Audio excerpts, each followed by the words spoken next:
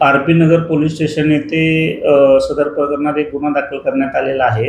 याच्यामध्ये एक फिर्यादी न अशी तक्रार दिलेली आहे की त्याचे जे आधार कार्ड किंवा जे आयडेंटिटी कार्ड आहे त्याचा वापर करून आणि त्याला एखाद्या बिझनेसमध्ये पार्टनरशिप देण्याचं आमिष दाखवून त्याचं एक बँकेचं अकाउंट काढण्यात आलं आणि त्या अकाउंटमध्ये काही असे व्यवहार दाखवण्यात आले की ते कॅश ते मोठ्या प्रमाणात ते व्यवहार दाखवण्यात आले आणि ते कशाचे व्यवहार आहेत याची फिर्यादीला माहिती नाही आहे आणि अशा ह्याच्यामध्ये बोगस ट्रान्झॅक्शन करून आणि बनावट काही कागदपत्र तयार करून हे काही लोकांनी हे बनावट अकाउंट तयार केलेले आहेत आणि वेगवेगळे बँकेचे ट्रान्झॅक्शन करण्यासाठी या अकाउंटचा वापर करण्यात आलेल्याचं प्राथमिकदृष्ट्या दिसून येत होतं।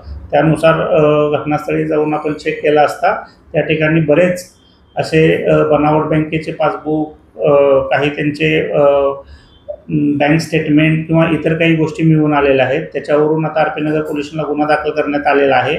नेमका ह्या अकाउंटमध्ये आलेले पैसे हे कशाचे आहेत त्याचा शोध आता सध्या क्राईम ब्रँच करत आहे। त्याच्यामध्ये क्रिकेट बेटिंग असेल किंवा काही हवाल्याचे आहेत काय हे सर्व आम्ही पडताळून बघत आहोत। कुणाच्या अकाउंटमधून पैसे ट्रान्सफर झाले, कुणी अकाउंट काढले, हे सर्व चेक करून त्याच्यामध्ये पुढील तपास सुरू आहे। याच्यामध्ये आता 2 आरोपींना अटक करण्यात आलेली आहे।